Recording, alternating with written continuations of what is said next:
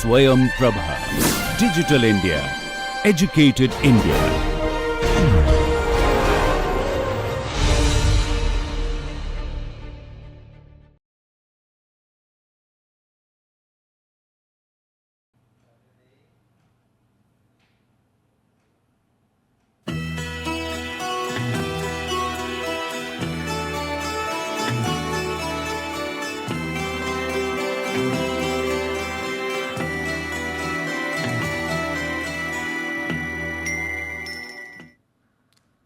Namaskar. Today session number 23 we will be discussing about international capital structure and the capital asset pricing model. This primarily a part of corporate finance and integration of foreign exchange in corporate finance. This international capital asset pricing model, we generally call it as international corporate finance, where the capital structure of company generally influenced by their diversification of capital structure.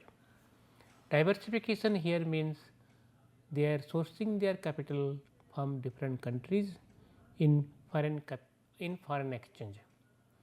When company sources their capital structure from different countries, the domestic capital asset pricing model will not be valid, because here the domestic market is not only influenced, but also significantly influenced by the international capital market, because the foreign exchange or the domestic international debt and international equity market influence the beta of the company. So, here we will be discussing how the domestic capital asset pricing model can be transformed into a global capital asset pricing model, and how the corporate can experience the global beta in their pricing of the cost of equity. We will also be discussing about the segmentation and integration of financial market, and how segmentation and integration can play a vital role in diversification of company capital structure. Here, when we mention that international capital structure, we have to understand that prior to 1970 there was no international market. As we discussed earlier session, the gold, the US dollar was linked to gold, and other countries domestic currency linked to US dollar, and there was no development of international capital market, and domestic companies generally source their capital from domestic market itself. After 1970, when US dealing their currency, that is US dollar, from gold, and allow its own currency to freely determined by the market forces, that time the international capital market developed. US deregulated their interest rate, exchange rate, and also allow the domestic company to migrate to different countries. Soon after, many other developed countries liberalize their financial market and allow the domestic MNC to source their fund from different markets. This process leads to development of international capital market. Since 1970, there has been massive cross border capital inflow. Initially, it was international debt in the form of sovereign debt, in the form of international bank, they flowed international debt. This international debt continue to be a significant part of capital structure or capital source for many MNC company. However, after 1980s, the predominant of dollar as a predominant of US currency in the form of international debt reduce, and many country migrate to other part of the globe other part of the globe to source their capital structure. If you segregate the international capital market, it will be two different parts of development. Till 80s it was predominantly debt. After 90s some extent of debt and equity, but later part of 90 it was primarily equity related capital structure. Many MNC in developing country also source their capital, particularly the equity, from developed market, particularly London and New York market. These two markets were predominantly in the form of equity and debt floated by different MNC of different countries. So, after 90s it was equity finance in the form of international source of capital predominantly managed by many MNC. And this change of capital structure from primarily domestic oriented debt to international oriented debt, domestic equity to international equity change the entire capital structure of the company, and this create a different kind of capital asset pricing model which cannot be handled through domestic capital asset pricing model. You have to link the international beta in the pricing of cost of equity of MNC, and this has been a source of finance in at present by many MNC company. When you discuss about the ADR, JDR, how it becomes a indirectly linked to equity, a debt oriented capital, that time we will be discussing when how JDR ADR has become a primary source of raising of equity related debt instrument. Here before discussing about the capital structure, we have to understand that capital asset pricing model. As we know from our corporate finance, the primary way of calculation of WACC of a company, that is weighted average cost of capital. Here a part of the capital from the debt side and a part of capital from the equity side. Equity and debt compose the capital structure of a company, and the overall cost of capital depends upon what is the cost of debt and what is the cost of equity. When you mention about the capital structure, the WACC of a company is nothing but that company, that is cannot will be the cannot here overall cost of capital for a company. It depends upon how much the cost of debt into the part of the W1 here, WD is the weight of the debt in the total capital. Similarly, equity and weight of the equity here.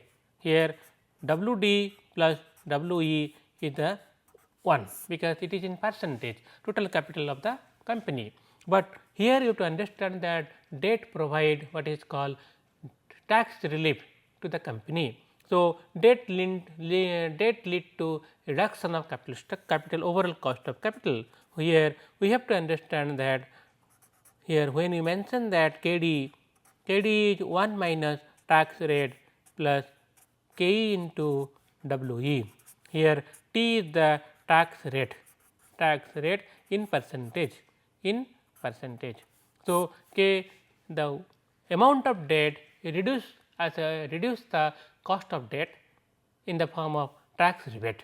So, this linked to this reduce the overall capital structure of a company. This we in corporate finance we call it WACC or weighted average cost of capital.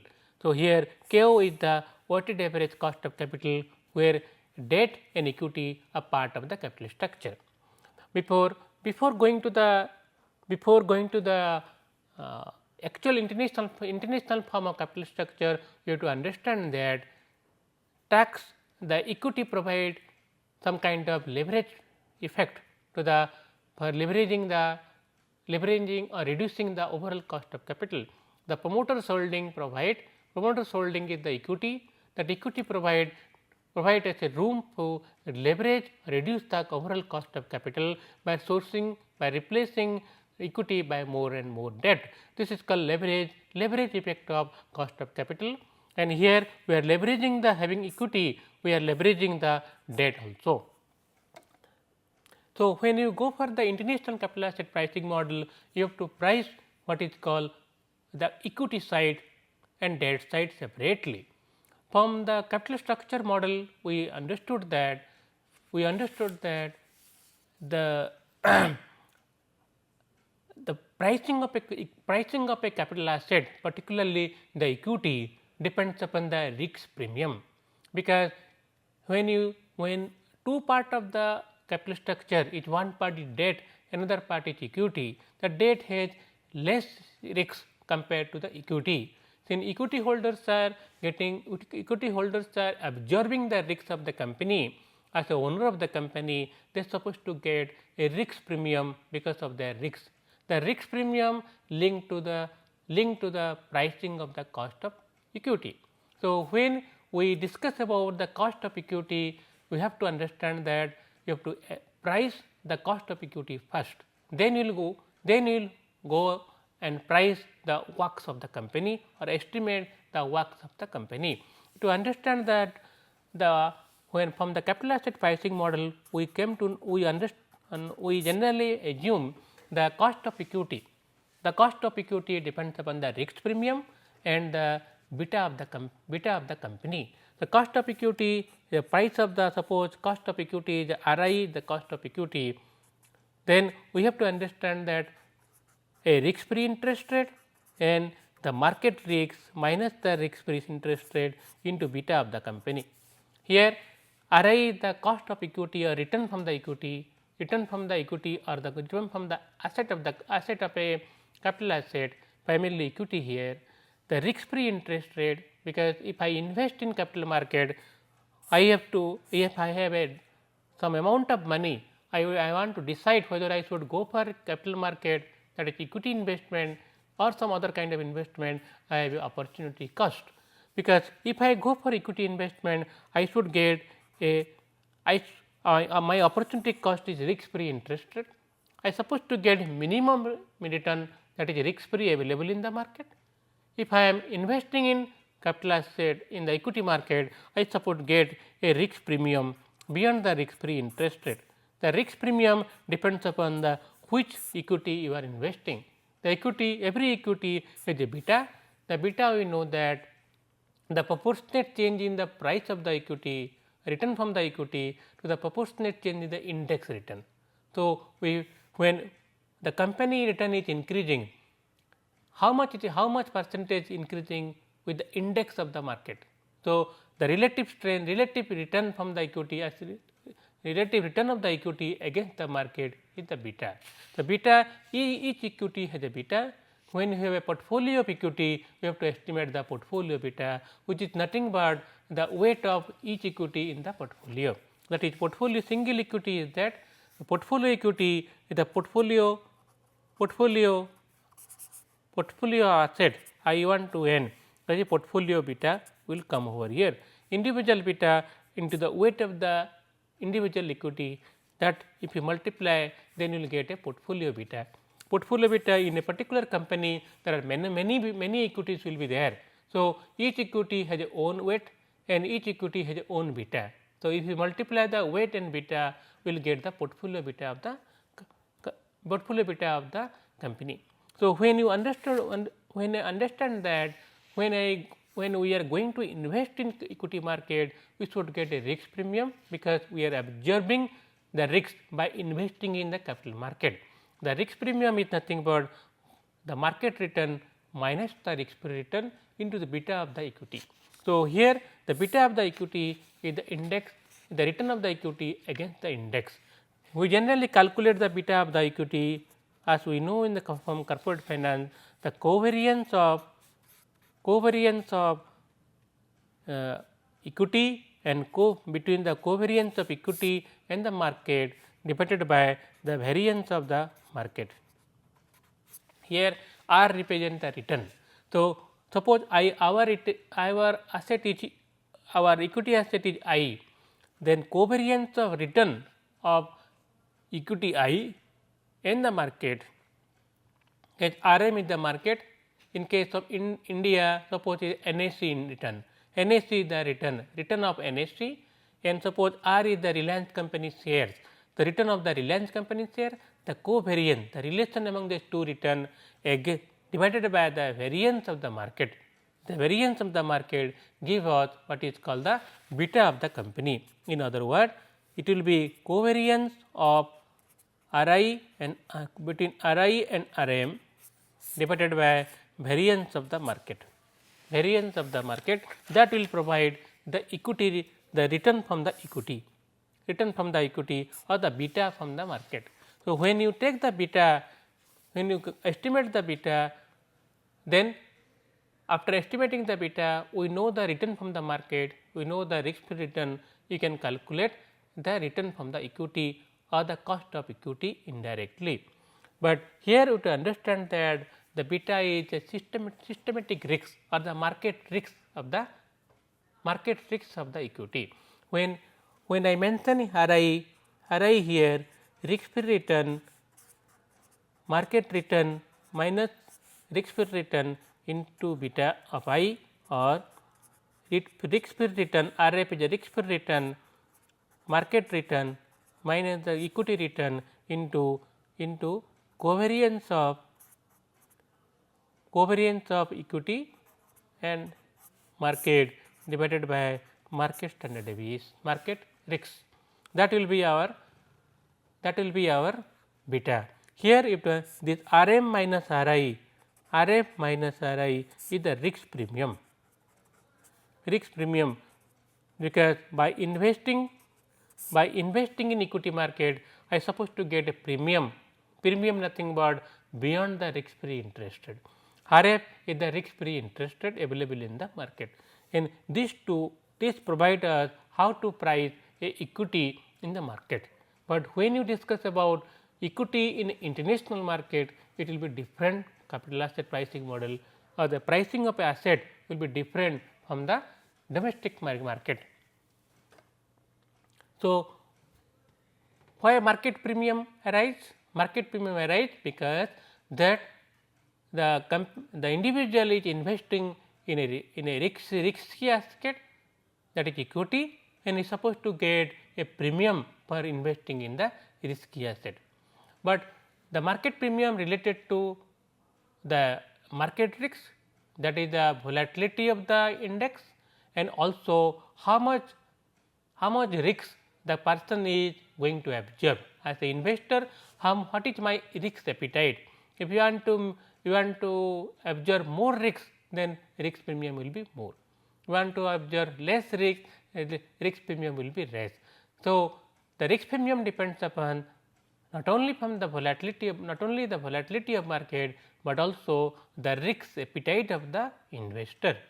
So, generally it depends upon a segmented market or a integrated market. Segmented market, because in a segmented market the free movement of capital is not there. Free movement of capital means there is a capital account convertibility is not 100%. There is a restriction in the movement of capital from one country to another country. If the restriction is there, then domestic capital asset pricing model and the international capital asset pricing model will be different, because since restriction is not there, the returns from the domestic market, returns in the international market will be different. If restriction is not there, then there will be free flow of capital from one market to another market, from one country to another country, and in this way the law of one price prevails. So, that time the domestic market itself is international market. So, when we prepare the capital asset pricing model, we have to understand that whether the country is integrated with the international financial market, or there is a segmentation between domestic market and international market. If it is a segmented market, then domestic capital asset pricing model will have different level than the world capital asset pricing model. So, suppose in case of India, India where domestic capital asset pricing international integration is very less. we have a separate capital market for Indian context and also separate capital market for the world level asset. So, here in case of India it will be return from the market, that is NSE, return from the equity and beta of the equity here domestic market. And if you price for the international, the risk free return and market return, the market return is market return minus the here market return become world market return, that is W, I put R W minus the interest mine here beta W. Here R W and beta W are international market return, here international pricing model. It will be international CAPM, capital asset pricing model. So, why? Because when the country not integrated, then domestic market will be separate and international market will be separate. Domestic asset price in domestic market depends upon domestic market risk and the domestic market return. If the international asset suppose price in international market, it depends upon international return and international beta. So, here two different models will come, because the markets are not integrated, they are segmented. There are reservation or the restriction of movement of capital from one country to another country. So, we have in Indian context, if you see after the current account convertibility is there fully, but capital account convertibility is not fully. So, there is a restriction on the movement of asset, movement of capital from India to abroad and from abroad to India.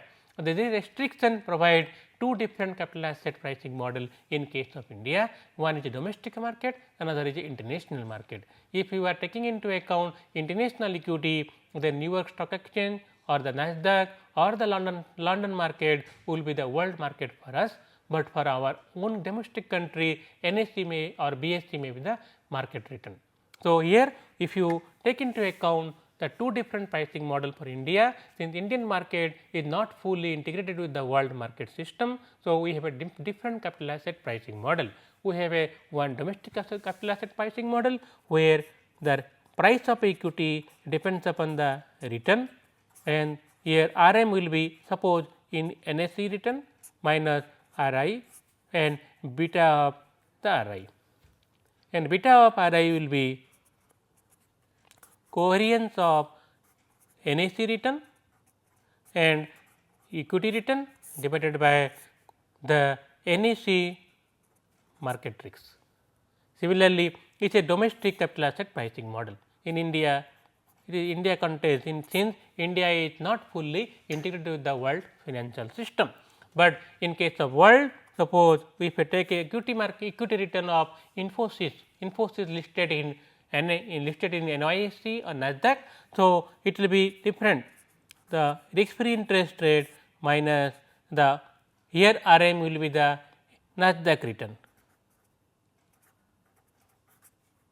minus equity return and beta of world or beta of US.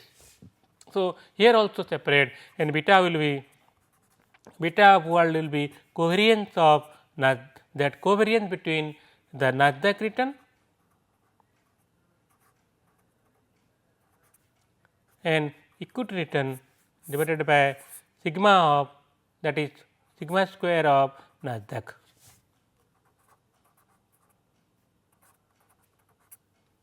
So, it will be different, because here it is international level capital asset pricing model. Here what we understand here, you understand that the capital asset pricing model depends upon segmentation or integration. If it is a integrated financial system, the domestic capital asset pricing model will be same as international capital asset pricing model. If there is, because there will be free flow of capital from one country to another country, the law of one price prevail in the market, and there may not be any difference between domestic return and international return. But in case of segmented market, they are segmented because of government policy, restriction on movement of capital, and this lead to what is called a different return in two different market.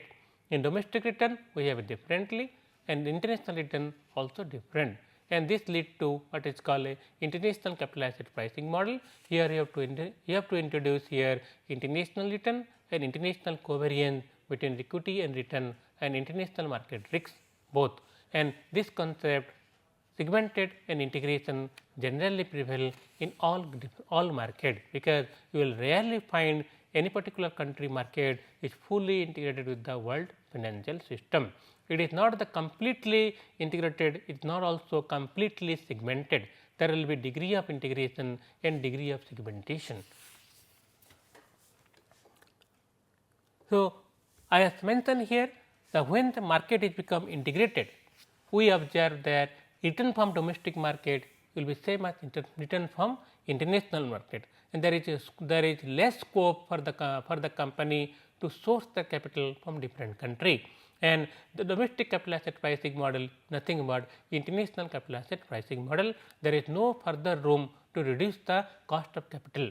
However, in case of segmentation, there will be scope for domestic for company to raise capital from abroad at lowest possible cost, and this leads to what is called reduction of overall capital cost of capital for the company, and the cross listing of share or cross listing of debt provide some degree of benefit from the domestic company to reduce the overall capital structure, overall cost of capital.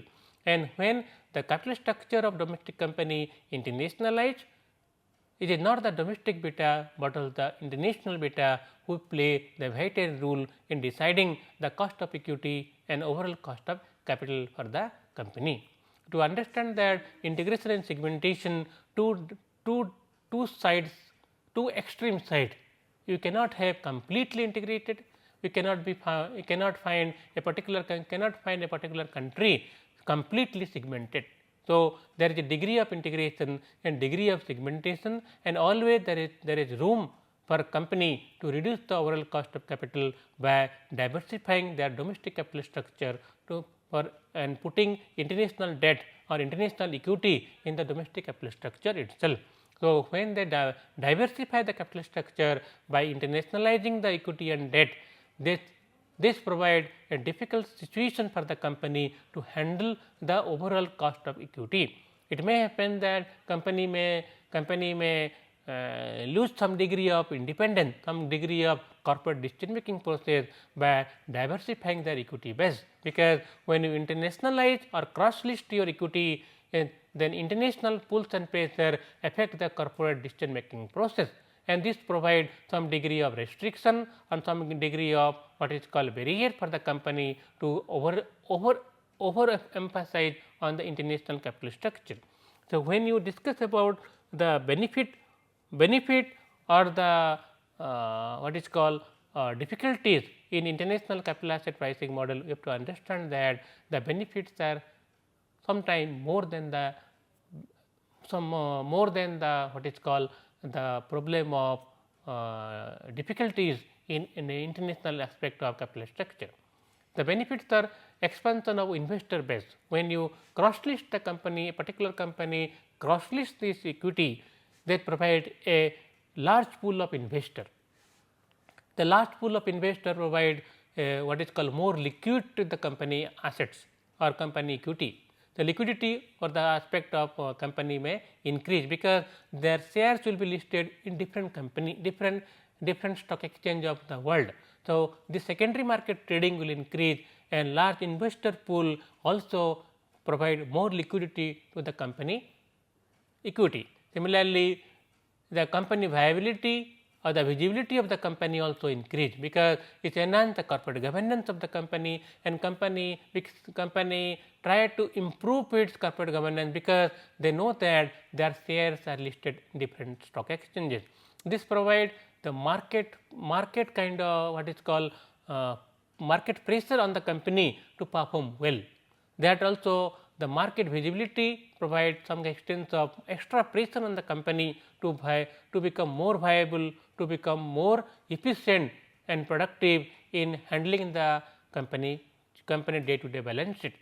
The company will be in pressure to provide more profitability for the investor and the shareholders. However, there are many such kind of disadvantage in cross listing of equity or more emphasis on the diversification of international capital structure. The here company has to disclose the high disclosure norms in as per the requirement of the regulatory requirement of the different stock exchanges. Company has to company has to manage the corporate governance, and also there will be international level of director or ownership in the company day to day basis. The international ownership or the international director may influence the decision making process of the company on the every moment. The foreign ownership may influence domestic decision process also. The higher the cost, higher cost of market volatility, and it may negatively affect the company domestic operation. It may happen that the international volatility will also come to the company day to day decision making process, because stock markets are highly volatile. The international volatility may also affect the cost of equity of the company. There will be more demand on the part of the investor for provide more dividend, and also provide pressure on the company to perform well in the capital market. So, definitely there are number of difficulties, there are number of positive benefit for internationalization of capital structure of a domestic company. So, when you mention that there is a internationalization of capital structure of domestic company, you have to understand that how to estimate the capital structure, what are the pulls and pressure, what are the other variables which influence the capital structure of domestic company. Here I mentioned earlier that the beta is when a company cross lists their share, the beta will be covariance of market and in a company return divided by market standard deviation of the market risk. Here RI is equal to, that is equity of that cost of equity will be the cost of risk free interest rate minus the market interest rate and beta of the equity. So, further you can write here risk free interest rate RM minus RF. Here I put the beta value covariance of market and RI by variance of market by standard deviation of the market. So, when you go for further, I can mention here that RF and RM, the risk premium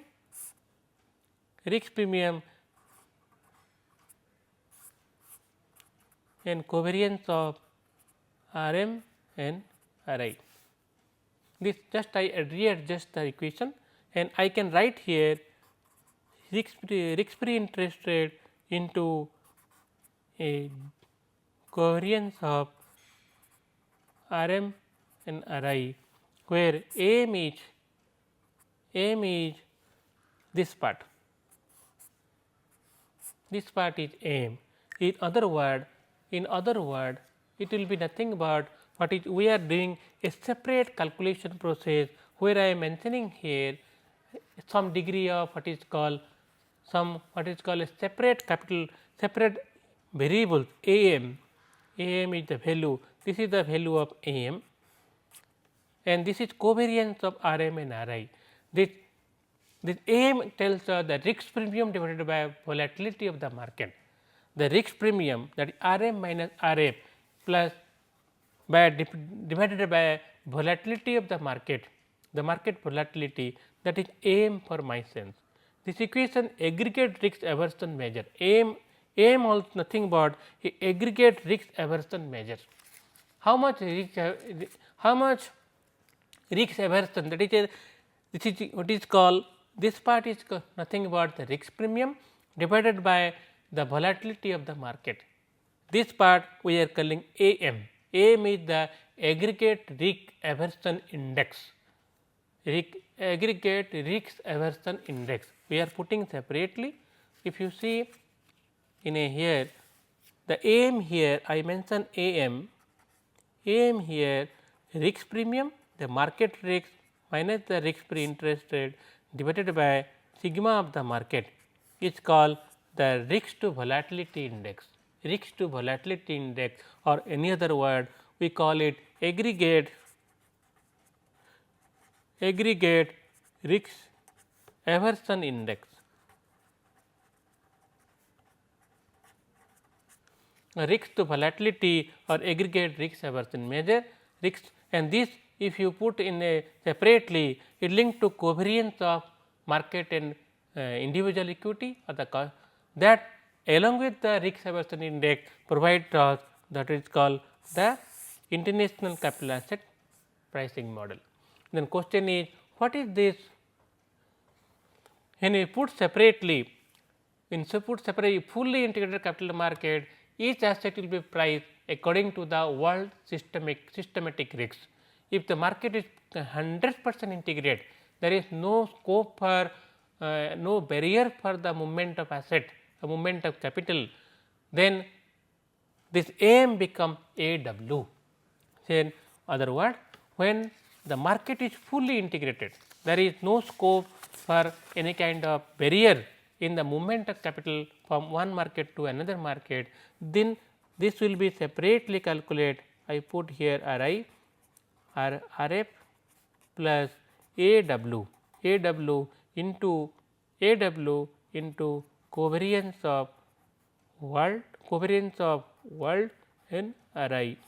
Here AW is the aggregate risk index, that is RW minus RF by sigma W square. Then when the market is fully integrated, there is no scope for a barrier for a capital movement. This will be the market beta or global beta. This will be global beta for us.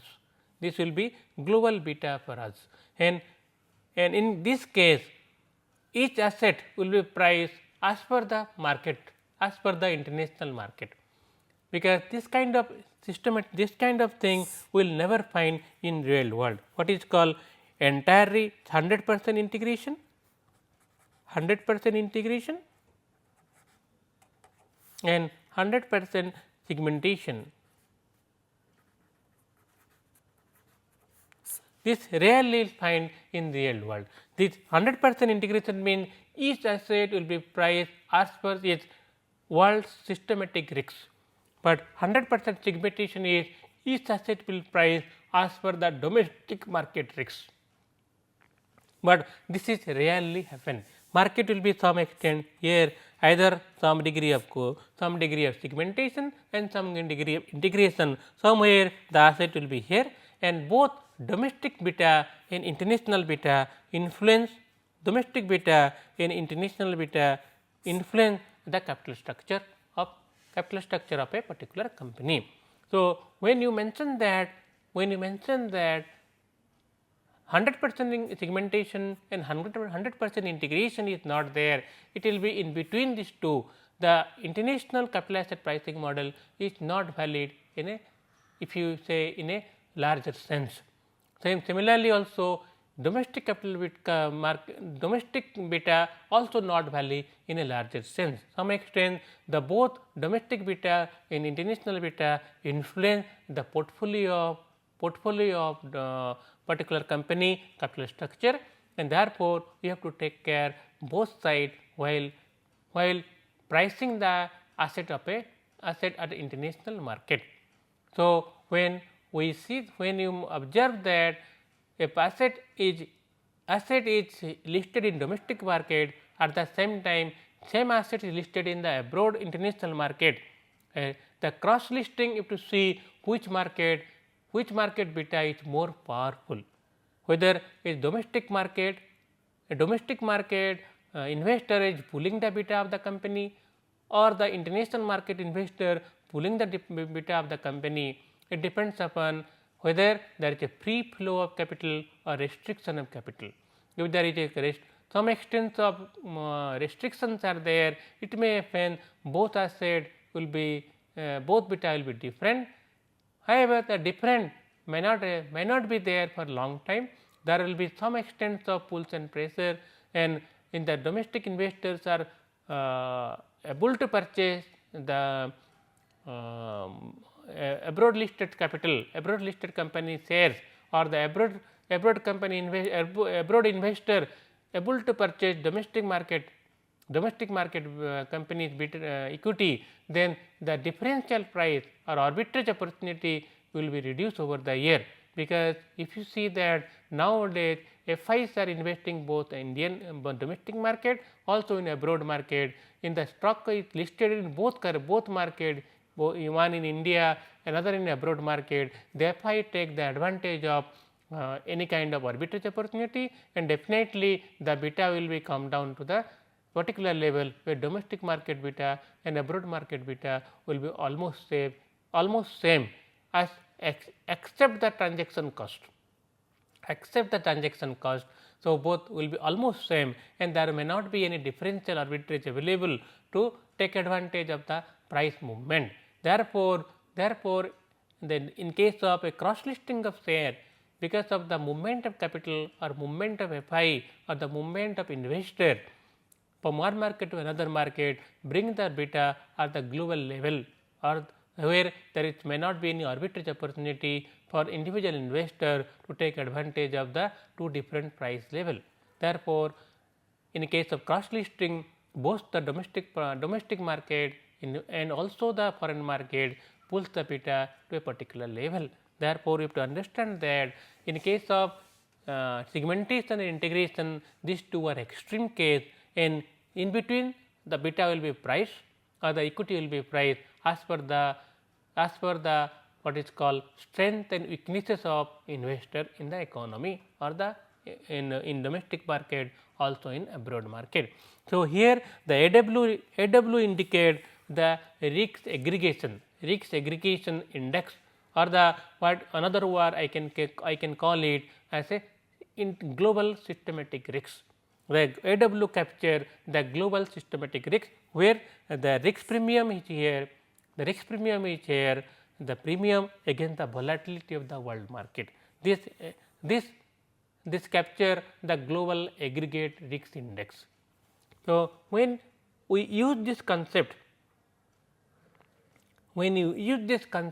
in pricing of the asset or pricing of the equity asset, you should understand that this concept allow us to estimate the global beta.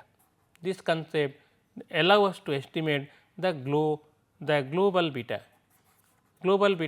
of a company, where the company cross listed in many exchanges or more than one exchanges, in particular more than one exchanges in as per the pricing of their asset.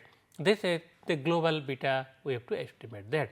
So, here the foreign exchange market play a vital role, because the global beta influence the exchange rate also, and also exchange rate is being also influence the global beta also influence the exchange rate.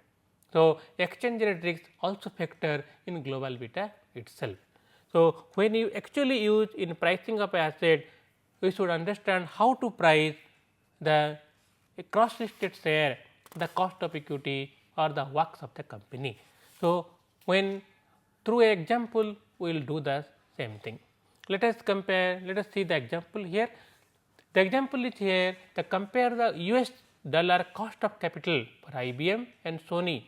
If US dollar risk free interest rate is 6%, global risk premium is 4%, and IBM and Sony's global equity beta in US dollar itself 0.83 and 1.66 respectively. Here what we have given to us, you have to price the cost of equity in terms of US dollar, for IBM and Sony. So, we have two company, one company is IBM, another company is Sony. They are international company, their equities are internationally listed in different stock exchange. You have to find their cost of equity in US dollar. So, what given to us? risk free interest rate both in US dollar. Risk free interest rate in US dollar is 6%. This will be same for Sony and same for the IBM at 6%.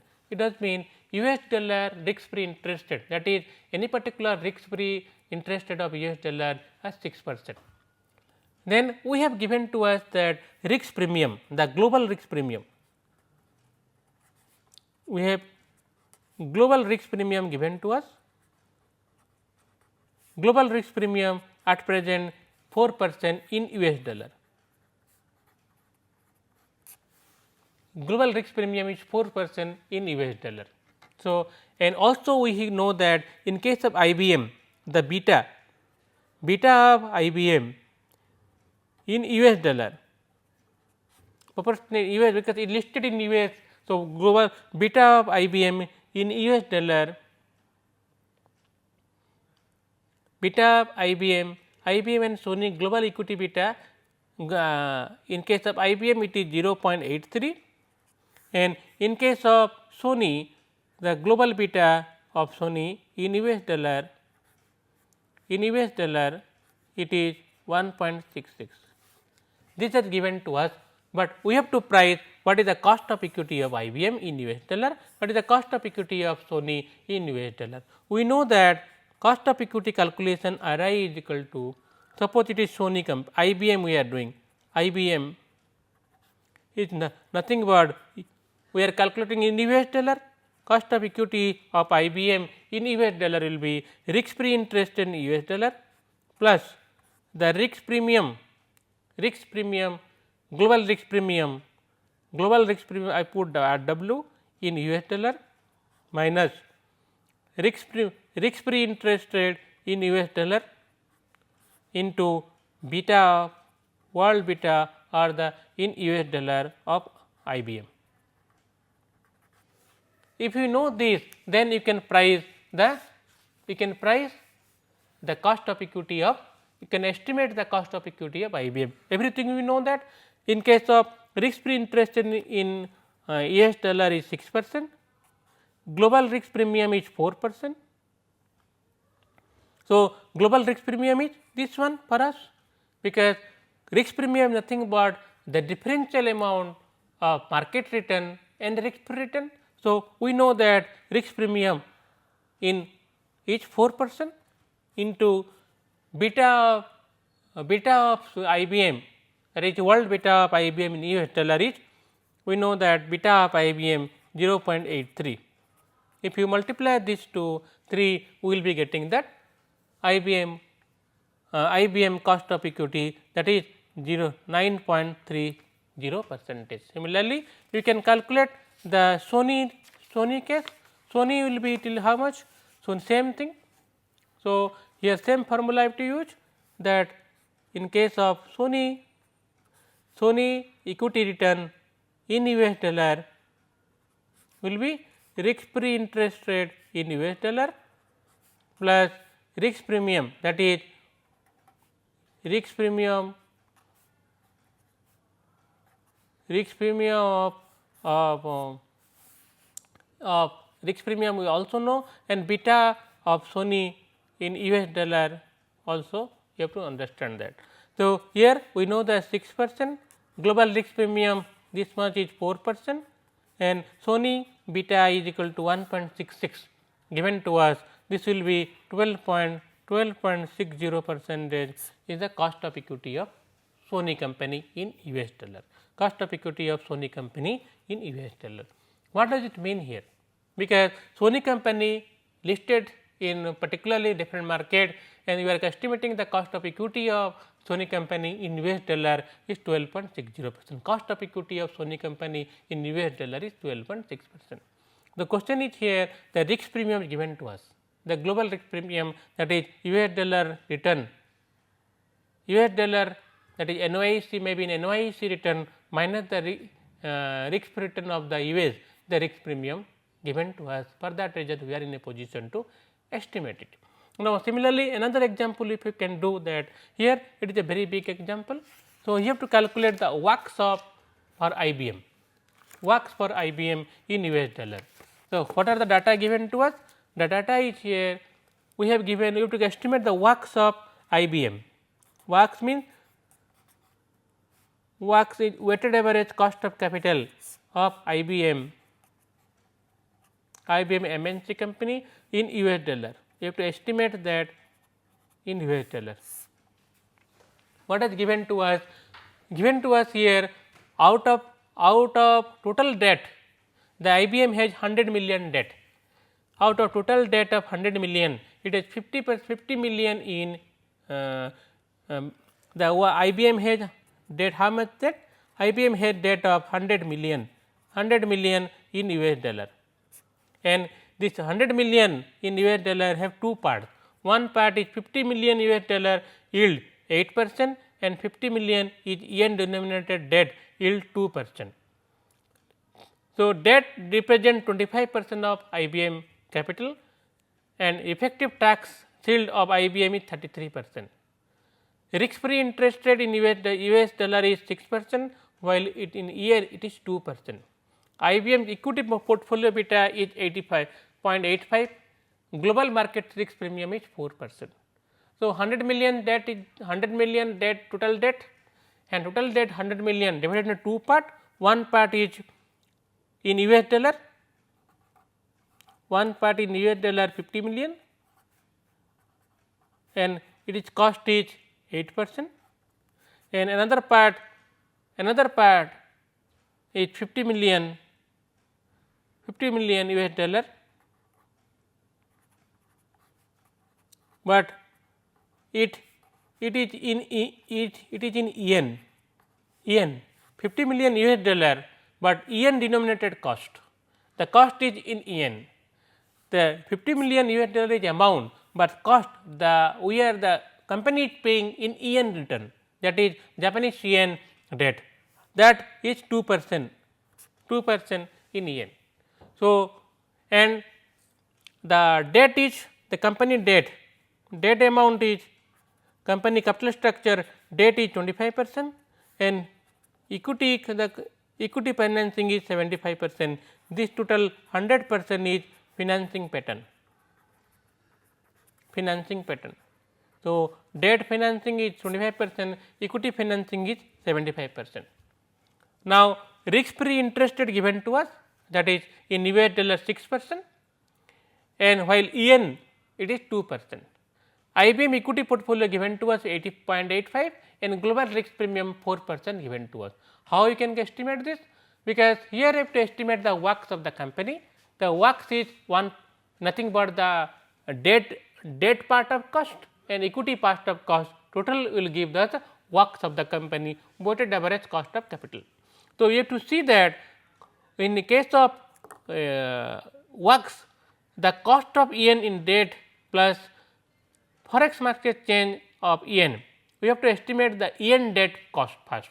Yen debt cost first, because the $50 million debt is given to us, but 50 million in dollar debt which is denominated in yen is not given to us. So, you have to understand the yen related debt cost first. So, yen related debt cost 50 million is there, that debt is 2%. However, the risk premium in the market is 6%. So, whenever there is a change in yen and change in dollar, the dollar or yen, the relationship that is called interest rate parity is 8%.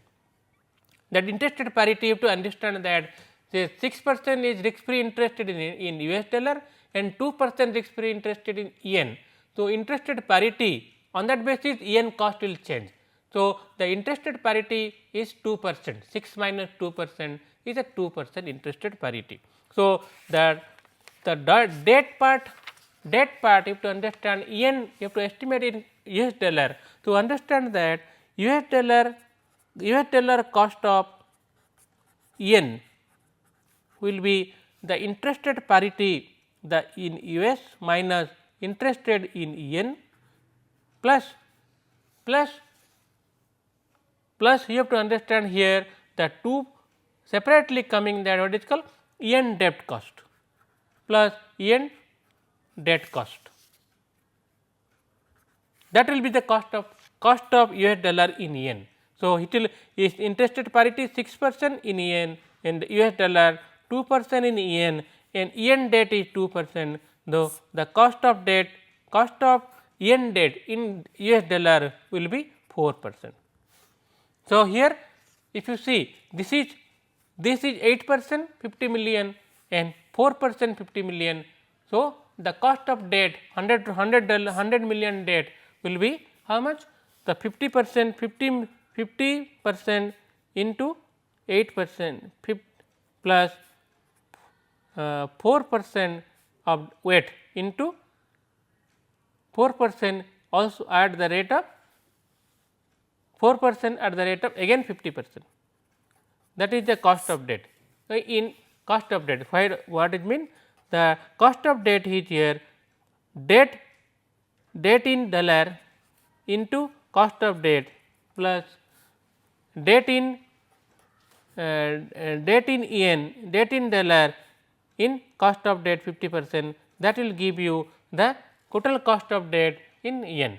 So, the total cost of debt if you see here is 8% and 6%, 7%, and estimation of IBM equity as I know everything given to us 6%, 0.85% and 4%, 9.4% is the IBM cost of equity. Similarly, cost of IBM works is equal to debt cost and minus 1 minus t. If you see the here 1 minus t the tax rate, debt cost already calculated 7% and debt already calculated 7% and 25% debt is there, 25 into 7% 1 minus 33%, that is cost of debt reduced because of tax, and 75% into 9.4 0.822%, this is the cost of works of the IBM company. So, some references I have given to here, you can go through the references, and some model question I prepared for you. You write in detail the international aspect of cost of capital, describe in detail the international aspect of pricing model, the both you have to describe, write in detail about the cost of capital and describe the international capital asset pricing model.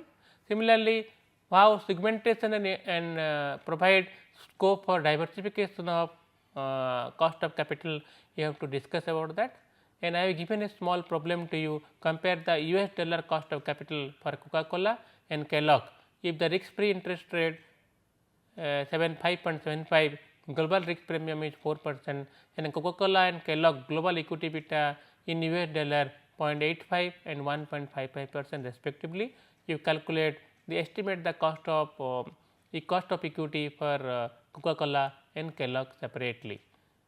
Thank you.